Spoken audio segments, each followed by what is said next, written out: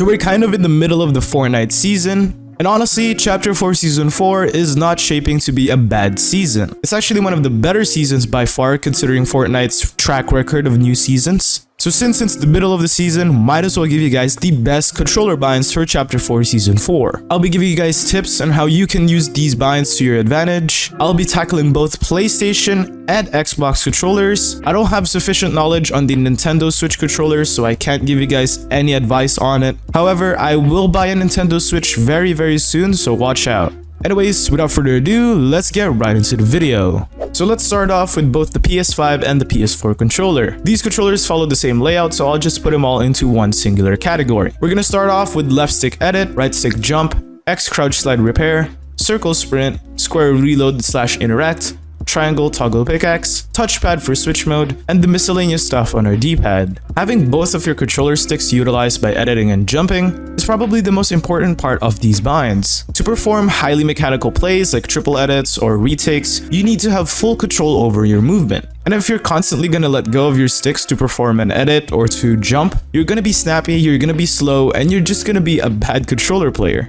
Unless you're on claw, there's no button for me to recommend other than right stick jump and left stick edit. X crouch slide repair is kind of the replacement for jump. Circle sprint is pretty standard, and then we're gonna have toggle pickaxe on triangle, which is once again pretty standard. For the switch mode, we're gonna use our index finger to tap this. Obviously I recommend claw, but since this video is talking about non-claw players, we're just gonna tap the top side of the touchpad, which works as kind of pressing it. It's technically not pressing it directly, but it works and it's really good. A lot of controller pros use this, so I highly recommend it. For the build controls, we're not gonna change anything. We're gonna stick with standard Builder Pro. Obviously, we're gonna change the editing bind, the jump bind, and the sprint bind and kind of match them with the combat controls. But yeah, stick to standard Builder Pro. If you're not on Builder Pro, you're weird. For the edit controls, I highly recommend utilizing all of the triggers on your controller. I highly recommend R1 reset, R2 select, and L2 confirm. However, these binds is where I will recommend auto confirm edits. Make sure this is on both, mainly because you're playing on non-claw / non-paddle. You're gonna suffer when you're playing on controller and you don't have auto-confirm edits. You're already missing out on a lot of movement and you're already missing out on a lot of buttons that you need to press. And having auto-confirm edits on off or none is just gonna sacrifice so much speed on your editing. And that's why I will recommend auto-confirm edits, and this L2 confirm is just not as significant anymore. That's going to be it for the PlayStation controller binds. Now let's move on to the Xbox controller.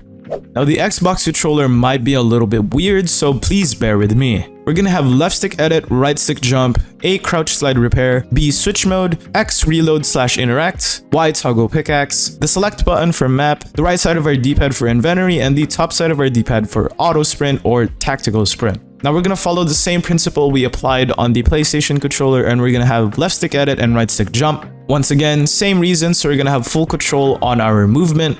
For sprinting, it gets a little confusing, but you want to extend your thumb all the way to the top side of the D-pad just so you can tap it, and honestly, it's not that bad. I've tried this before. I've personally played on Xbox. It's honestly not that bad. Obviously, I play on claw, which is kind of different on how you'll be able to tap it if you're on non-claw. And I wish I can give you guys a better sprint bind, but this is just the only option for Xbox controllers. I highly recommend switching to PlayStation if you can. Yes, these are optimal binds for non-claw / non-paddle, but if you really want to improve, I highly recommend switching to claw if you're on Xbox.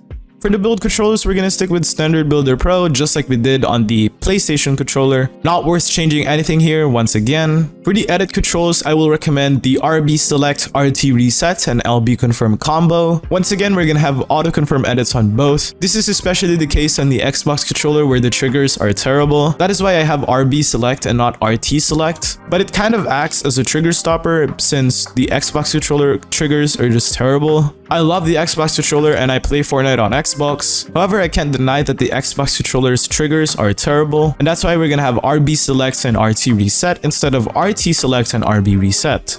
Anyways, that's going to be it for this video. If you learned something new on this video, then please subscribe and leave a like on this video. I love making these videos. I love helping out the community. So if you can help me back, that would be greatly appreciated. All you need to do is subscribe and leave a like on this video, which is pretty easy to do. Once again, thank you guys so much for watching, and I'll see you guys in the next video. Goodbye.